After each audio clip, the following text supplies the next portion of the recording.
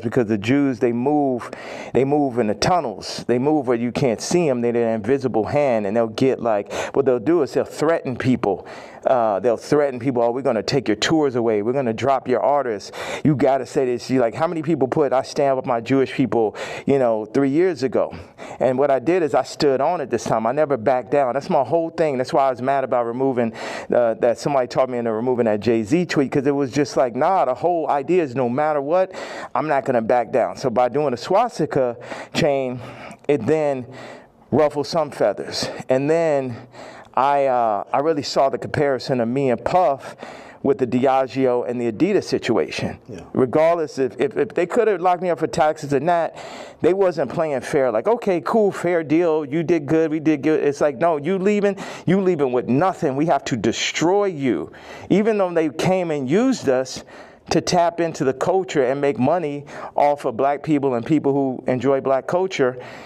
If we said like, yo, you doing us wrong, you stealing my style, you taking all of my employees, you taking Jerry Lorenzo and making him do my same designs as he's the agreeable Kamala nigga. They started lowering the budgets for Puff. So I related to Puff, and then they pulled out a video with him and Cassie from 10 years ago. And then it made everybody be like, oh, Puff's a woman beater, so he's the devil. He needs to be in jail, right? Meanwhile, I don't know somebody who hasn't gotten into an altercation with a girl at one point, and including Cardi. So now Cardi's like he the number one guy at Rolling Loud, and Puff is in jail. And then you got two women beaters and you got two supposed pedophiles. Watch this. One is, you got three. Watch this. Cardi, Puffy, Kendrick. The two pedophiles. Drake, R. Kelly, or supposed. Puffy and R. Kelly are in jail with Drake 5 years from now, or however long, when they feel like they really want to get that boy up out here, they're going to play the Kendrick song. So that's how far they going. The Kendrick mix with the Universal, all that takedown of Drake reminds me of the No Diddy campaign for Diddy. Like, they going all out. But see, I know how to go all out, and I'm not even in their position. I just work on behalf of God. Like, how this shit comes together, the timing, everything is like a God sense. I had a couple of things I want to say. So I pushed in to the Puff song. I put my daughter on the song. The timing was so perfect. She went in, rapped it. She said, I'm getting sleepy. So she said, okay, good night. And that was the end. And she was giving me like the Lil' Kim on the old Bad Boy record. So that's why we put that. And the idea was family. It's so many people who dad actually killed somebody, and they would do anything to have their dad home. The two twins, and Christian, lost, their mama died and their daddy in jail. And everybody running around listening to murder music, right? But being like, Puff is the enemy. And when I see all these videos, all tapes, everything, Puff more like my twin. Me and him got into it because it's just like I'm telling these top 5 niggas, it's like, yo, actually we probably could be friends, but nigga, you ain't bringing none of that shit over here, nigga. Y'all niggas ain't as crazy as me. Lord have mercy. Please tell me Kanye West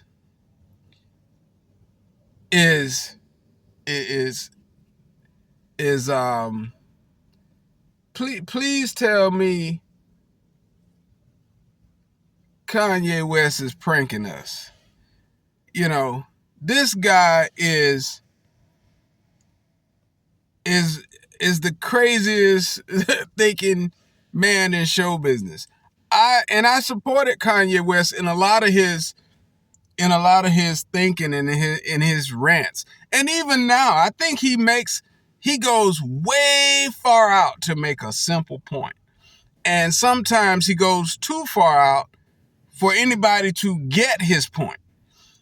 I personally, I think it's insane that he would go and get what he calls a nigga version of a Klan suit, as if if black folks was in the Klan, we'd have to pimp out our Klan suit, which, I mean, is a fair assessment of typically how black people carry on. But the fact that this man would do an interview in a Klan suit is, I mean, it's just unthinkable. I mean, what will Kanye think of next? Will he do an interview butt naked? Is that where he's going? And I get his point. You know, he's trying to say, you know, this is how people treat me. So how are you going to act when this is how I carry on? You know, like I said, I actually agree with a lot of what Kanye West is trying to say.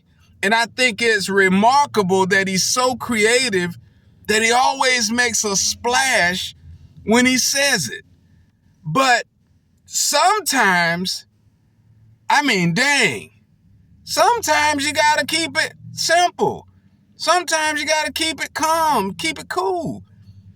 Today, this one just threw me for a loop. So I don't really have much to say other than I typically halfway agree with Kanye, and I'm the type of person that thinks out of the box. That's why I named this channel this.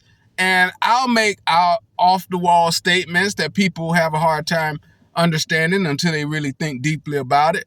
But dang, Kanye, he's always he's always on the wild side, on the outside of the line. I don't really know what to say. I just thought I needed to say something because, dang, a Klan outfit, a black leather Klan outfit. That's where you wanted to go, Kanye. Now, how can anybody hear what you're saying? I don't know. Maybe it makes sense. Y'all let me know what you thought about the interview. I got to go back and look at it again. I couldn't get anything from the interview for the fact that, dang, you chose to wear a Klan outfit. That's a louder statement than anything that was coming out of your mouth. He said, you know, he felt like he would have been hurt physically if he wore that out. And he probably would have, because who would have taken the time to see that that's a black man under there? And even if it wasn't a black man, why would you hurt or kill anybody because of their views if they hadn't done anything to you? As long as you're not in a self-defense situation, I personally don't have a problem with the Klan. I just think that, you know, they're taking care of what they feel is important in regards to their family's needs. And I think, you know, every group or family needs to focus on what their needs are and take care of it. I know back in the day, the Klan used to harm, you know, black people. And I think, you know, that was nipped in the bud and that took care of itself and it was bad. But nowadays, it's just a personal preference as to, you know, do you like chocolate or do you like vanilla? You know, do you like strawberry or do you like banana? What you know, what's your thing? Or mint, you know? It's all just different flavors to me. Let me know what you think. Did Kanye go too far? Was this a good interview? Could you hear anything he had to say? Let me know what you thought he was saying, because I'm still trying to figure it out. All I heard was KKK. Every word that came out of his mouth just sounded like the Klan to me. Subscribe to the channel. Peace.